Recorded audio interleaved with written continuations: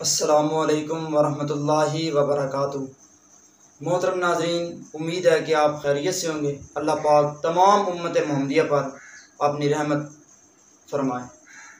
मैं हकीम मोहम्मद इसरार आज एक मौजू के साथ, एक नई वीडियो के साथ आपकी खिदमत में हाज़िर हूँ। आज का जो हमारा मौजू है वो है शुगर। शुगर जो मर्ज़ है, इसका मैनी है, लग़वी मैनी है बार बार आना। इस मर्ज़ में मरीज़ को बार बार प्यास लगती है और बार बार जो है वो पेशाब आता रहता है, और इसमें मरीज़ का जो है मुंह वो खुश्क रहता है और पानी पीता है, पीने के बावजूद भी वो जो मुंह जो है वो खुश्की रहता है, उसकी खुश्की ख़त्म नहीं होती। और इसके साथ साथ उसको भूख बहुत ज़्यादा लगती है। अभी खाना खाया, थोड़ी देर बाद फिर भूख लग गई। भूख बहुत ज़्यादा खाने के बावजूद भी मरीज़ को बदहज़मी वगैरह नहीं होती।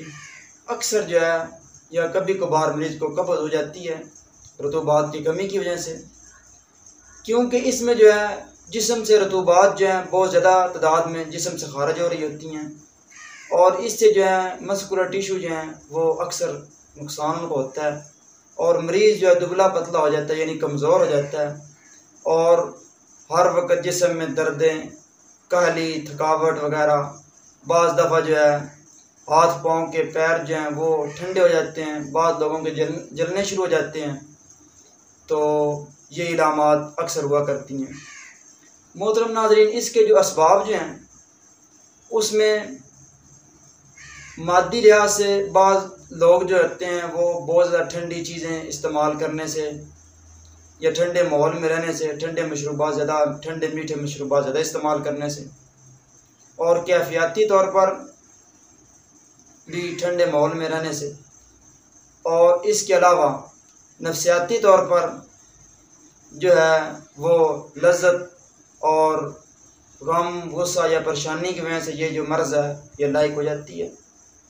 तो मोहतरम नाज़रीन, इसके इलाज के लिए जो तिब ने जो असूल वज़ा किए हैं वो बहुत ही आसान है। हमारे देसी तरीक़ा इलाज से मरीज़ जो हैं शुगर से हमेशा शिफा याब हो जाते हैं। एलोपैथी तरीक़ा इलाज में मरीज़ जो हैं आपने देखे होंगे साल साल से मेडिसिन इस्तेमाल करते रहते हैं, जिनसे उनको ये शुगर का मसला हल नहीं होता। मर्द दम तक जो है आपने देखा होगा कई मरीज़ हैं उनको 10 साल से शुगर है, 5 साल से शुगर है, 2 साल से है, 3 साल से है, हर रोज़ मेडिसिन खानी पड़ती है। अल्हम्दुलिल्लाह हमारे तरीक़ा इलाज से इंशाअल्लाह ताला अल्लाह के हुक्म फजल से आपकी ये जो शुगर है वो कंट्रोल ही नहीं बल्कि ख़त्म हो जाएगी। जो 150 से ऊपर होगी इंशाअल्लाह ताला वो 150-100 के ऊपर आ जाएगी इंशाअल्लाह।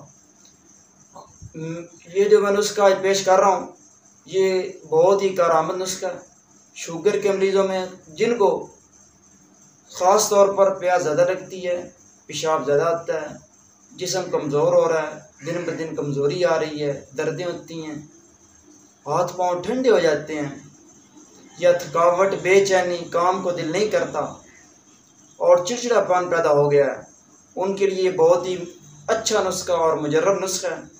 मैं अपने दवाखाने में इसको इस्तेमाल करवा रहा हूँ। बहुत ज़्यादा मरीज़ों को इससे फ़ायदा हुआ है। आप भी बनाएं, इंशाअल्लाह ताला बहुत ज़्यादा फ़ायदा होगा।